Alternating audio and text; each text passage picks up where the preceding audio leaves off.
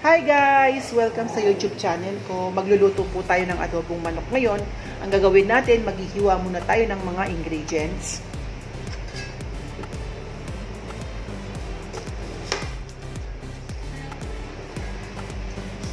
Siguro mga 2 piraso lang po ang ilalagay natin sa adobong manok.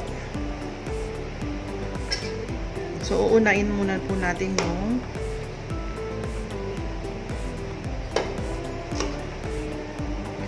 ang kagandaan pag nagluluto tayo ng adobo, hindi masyadong magastos sa ingredients. Ang ingredients niya lang po ay toyo, suka, at saka bawang sibuyas, paminta, yun lang. Normal, kumbaga, yun naman ay lagi nating nakikita sa bahay. Siyempre, dapat di tayo nawawalan ng ganun. Lagi kasi nating kailangan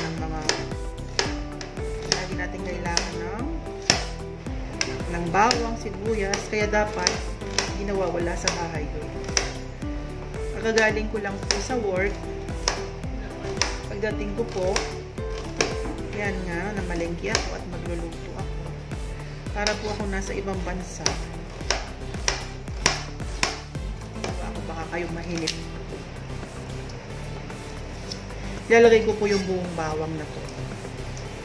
Maglalagay po tayo ng buong bawang. Padlakasan ko yung boses ko, mahina kasi sa picture eh.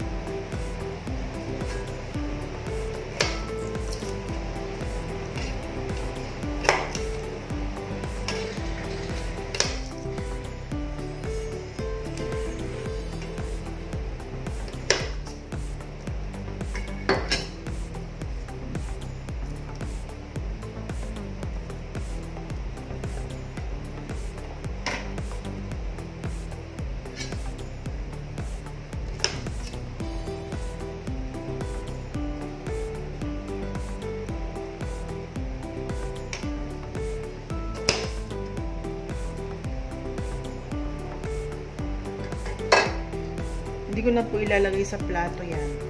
Kasi po ipo-food processor natin yan para po mas malasa ang adobo natin. Mas lumabas po ang katas ng bawang at sibuyas. Nalagay din po tayo ng sili. Maglalagay po tayo ng siling haba, mga 3 piraso. Then, tatanggalin po natin yung buto ha.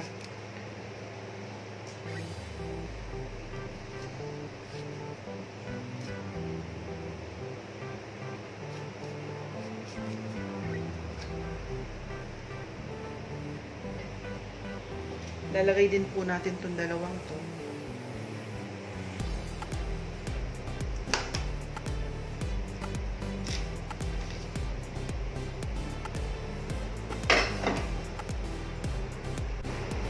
Shy, go!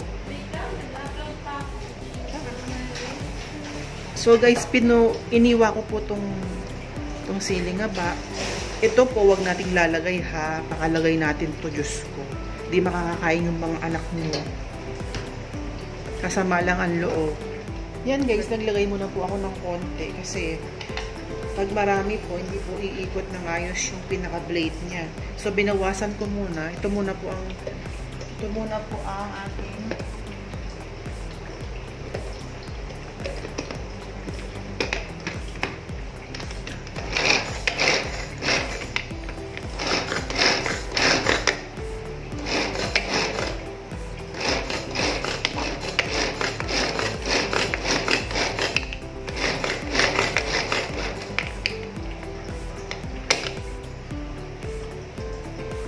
po. Yan po, oh, ang ganda po ng hiwa. Ganda po ng ilalagay pa po natin yung iba.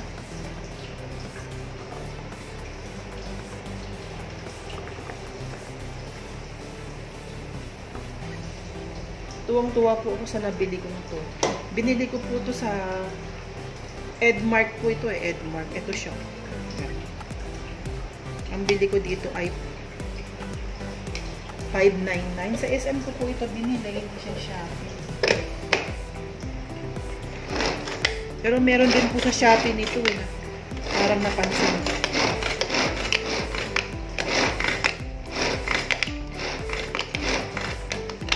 Okay na yan.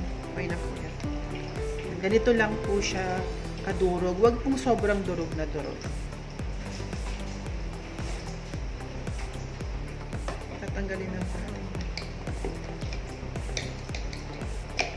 Ito nga ginamit ko sa peanut butter, hindi nasira. Kasi kontrolado mo yung ikot niya. Katulad pag sinaksak mo siya, hindi mo kontrolado yun. Pag electric, di ba?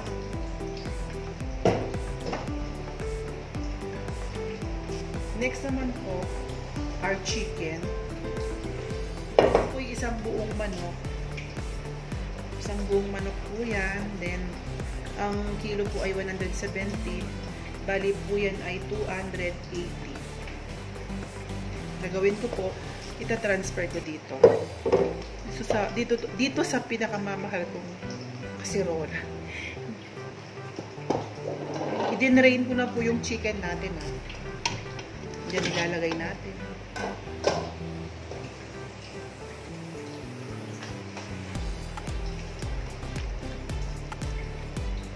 Next po, ihahalo na po natin dito sa loob.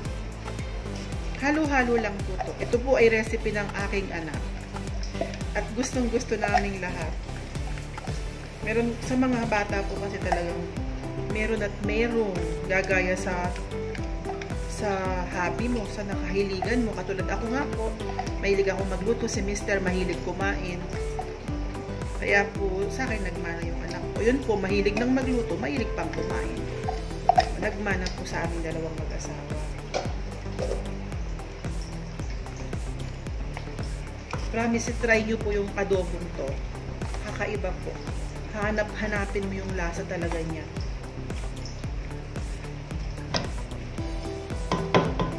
Then maglalagay po tayo ng toyo. Maglalagay po tayo ng 1,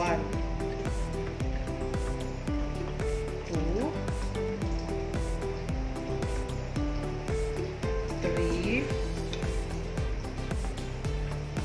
4, 5, 6, 7. Yan. 7 tablespoon. Saan na yung pakinggan ko? Baka manapon. At saka maglalagay po tayo ng halo natin.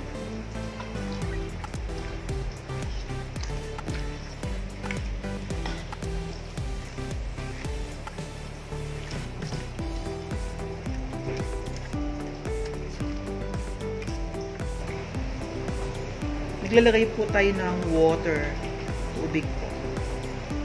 Bago po umalis yung anak ko, pumuntang nagtrabaho sa Maynila, inatid nga po namin nung Sunday, kinuha ko po yung recipe niya po. Kasi pag nandito po siya, alam ba, umuwi siya dito, talagang nagpapaluto po kami ng adobo, bumibili na agad ako ng manok. Kasi nga po, siya po ang magluluto. Ngayon, kinuha ko yung recipe niya at isi-share ko naman sa inyo. Tubig, water. Isang basong tubig. Yan. Then, ang gagawin po natin, pakukuluin natin till maging ano po, lumambot ang chicken at saka mag-evaporate. So guys, tara, papakuluin na natin. So guys, inopen ko na po yung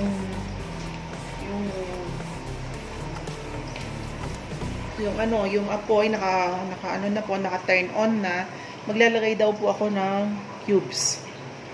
At maglalagay din po ako ng isang buong magic sarap. Kaya siguro masarap. Kasi may magic sarap. Then po, ihahalo po natin.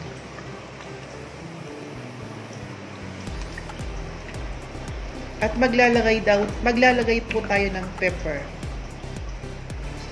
So guys, wala na po akong pamintang durog. nandito ko lang po ay whole pepper. Lalagay ko na po, pwede naman yan. Mas malasa pa po ito kumpara dun sa durog. Kasi po yung durog, hindi natin alam, may halo na yun. Yan guys, ang gagawin natin ngayon guys, tatakpan ko, hihintayin natin mag-evaporate yung tubig.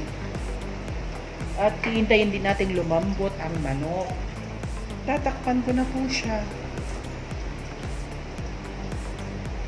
See you later. So guys, i-check na po natin kung luto na po yung ating adobong manok. Titignan na po natin kung yung sabaw niya po ay nag-evaporate na or lumapot na. Yan guys, muntik na pong maubusan ng sabaw. Muntik na pong wala ang sabaw.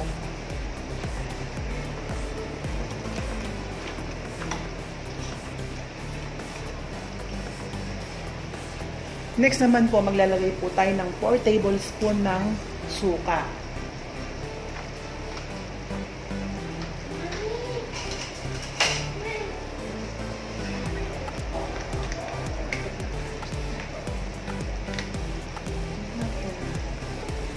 Tapos na po.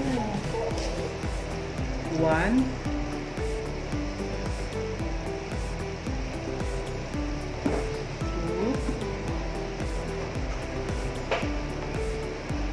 3,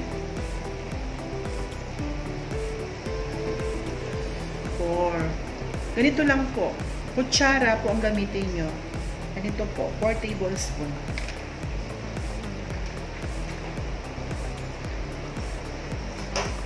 Next naman po, maglalagay na po tayo ng siling pula.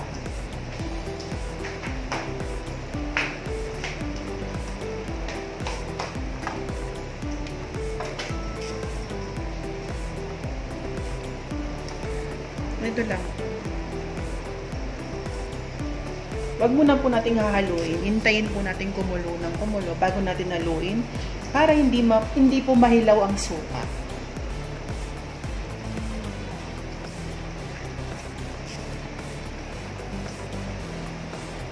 At wag na po natin tatakpan kasi po malapit na po siyang maluto. Maghihintay lang po siguro tayo ng mga 5 minutes.